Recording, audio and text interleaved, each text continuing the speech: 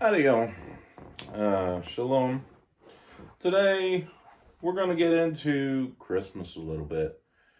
Um, and I don't celebrate Christmas. I don't think other Christians should be celebrating Christmas. And I'll kind of lay some of that out here. But I'll start with like the golden calf, which is in Exodus chapter 32. When the people saw that Moses was so long in coming down from the mountain, they gathered around Aaron and said, "Come, make us gods who will go before us. As for this fellow Moses, who brought us up out of Egypt, we do not know what has happened to him." Aaron answered, "Take off the gold earrings that your wives and your sons and your daughters are wearing, and bring them to me." So all the people took off their earrings and brought them to Aaron. He took what they handed him and made it into an idol cast in the shape of the calf, fashioning it with a tool.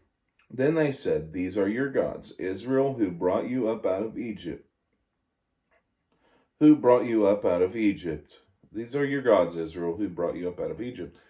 When Aaron saw this, he built an altar in front of the calf and announced, "Tomorrow there will be a festival to the Lord." The next day the people rose early and sacrificed burnt offerings and presented fellowship offerings. Afterwards they sat down to eat and drink and got up and indulged in revelry. So you can read on further.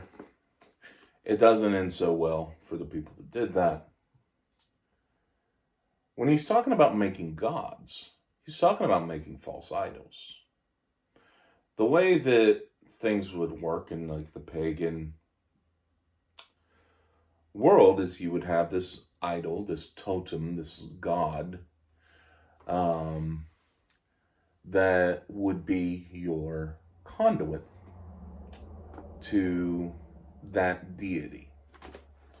So what the Israelites are doing, and this is an NIV, I don't know if I mentioned that or not, but it's just the one that I had handy. I've got several different translations. Some say idols, some say gods, but they're talking about idols.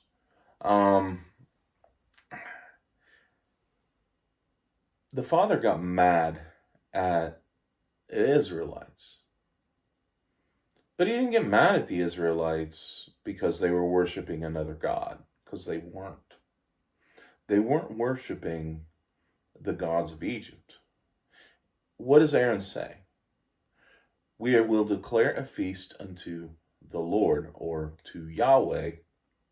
It says in the scriptures 2009, it says like to Yahweh, which that coincidentally is my preferred translation. But anyway, that's beside the point. You can come to this realization on the King James, the NIV, whatever translation you've got. Like, you can come to this realization. They declared a feast unto Yahweh, the Lord.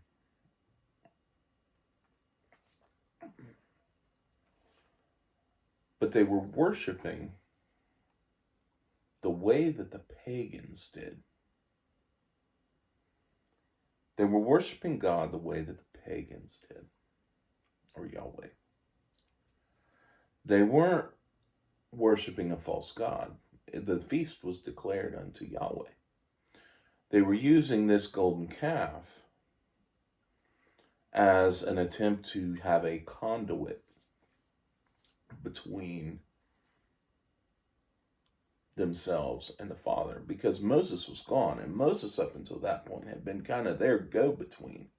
And so they went back to what they knew, which is the pagan world, where, you make this golden idol that represents, and if you kind of look at like the, I believe it's Aramaic, like there is a cow in like the translation for the word, like the YHWH, Yahweh.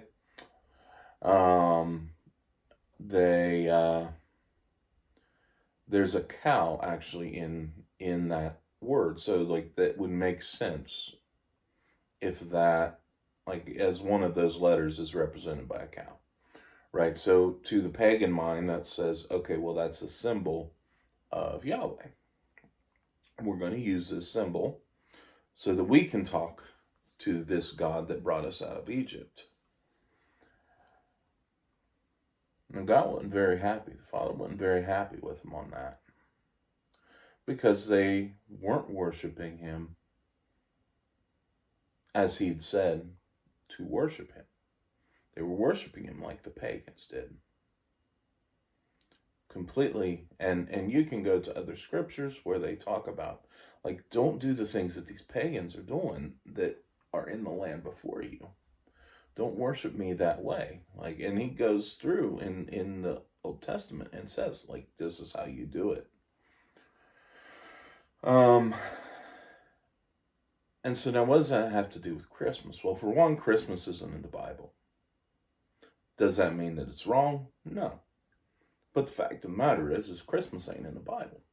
Now, the events that we claim to be celebrating in the Bible are absolutely there. You know, the nativity, right? But Christmas isn't in the Bible. Now, we have 8 feasts, including, but not limited to, Passover, Sukkot, Feast of Trumpets, Day of Atonement,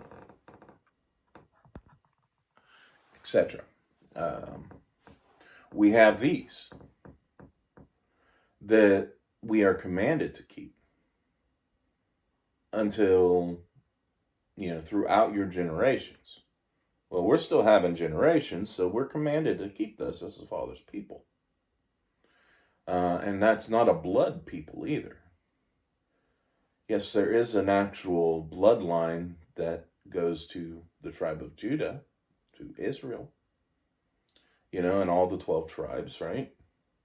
But most of the 12 tribes were scattered unto the nations. So, and it's really not a blood thing. We've either been grafted in or born and then became. Others have been cut out. Like those that aren't following Yeshua or Jesus are cut out, whether they were blood born or not.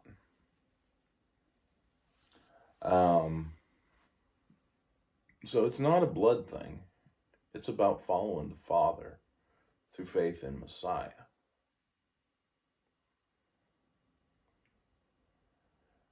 And I'm going to recommend this documentary, The Christmas Question. 119 Ministries has it out there. 119 Ministries. It's free on YouTube to watch. Go ahead and watch it. I would recommend it. And then I recommend you taking everything that they say in the documentary and doing your own research and backing it up. All right? Just because don't take what my word or what their word is. Do your own research and work it out. Christmas, from the date being the original equinox, solar equinox, tied into sun worship, Saturnalia, the worship of the sun god Sol Invictus, etc. It was chosen for that reason as Christmas Day, December 25th. A lot of our customs do come from Saturnalia. The mistletoe ties in to fertility rituals, pagan fertility rituals. The Christmas tree and ornaments on the Christmas tree tie in to pagan winter solstice festivals and human sacrifice, potentially. The Yule log, which has the name Yule in it, which is a pagan holiday,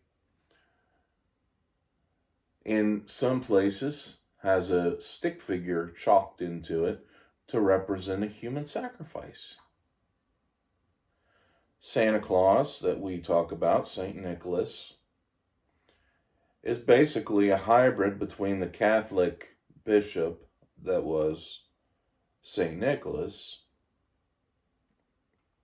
and Odin.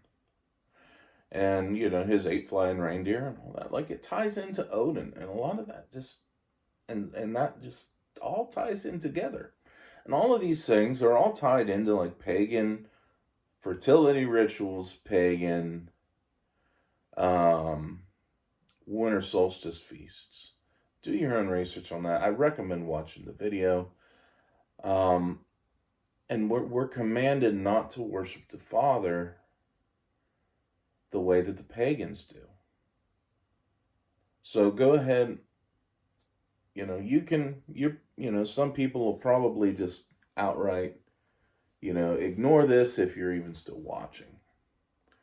But I would recommend watching that documentary on Christmas.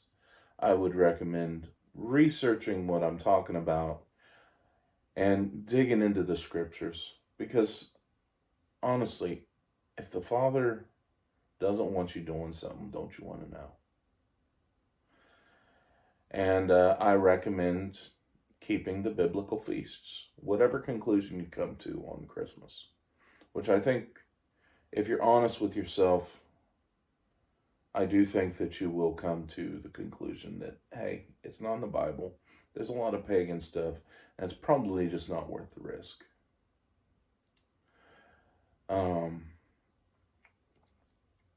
And yeah, but you should still be keeping the feasts, whatever you come to on that, because it commands us to. The Bible commands us to keep the feasts throughout our generations. And all of these feasts tie directly into Yeshua, or Jesus. Either the spring feasts, which is when he came the first time, or the fall feast when he is coming back. They're all tying into Yeshua. We don't need a made-up holiday that is rooted in paganism to celebrate Yeshua and to honor the Father. We don't need that. Whether you come to the conclusion that it's wrong or not, we don't need it. But we are commanded, keep these feasts. So that's my 10 cents on that. And I hope that this got you to think. I hope that this inspires you to do your own research and to prayerfully seek out the truth. I'm going to get out of here. Y'all have a blessed day. Shalom.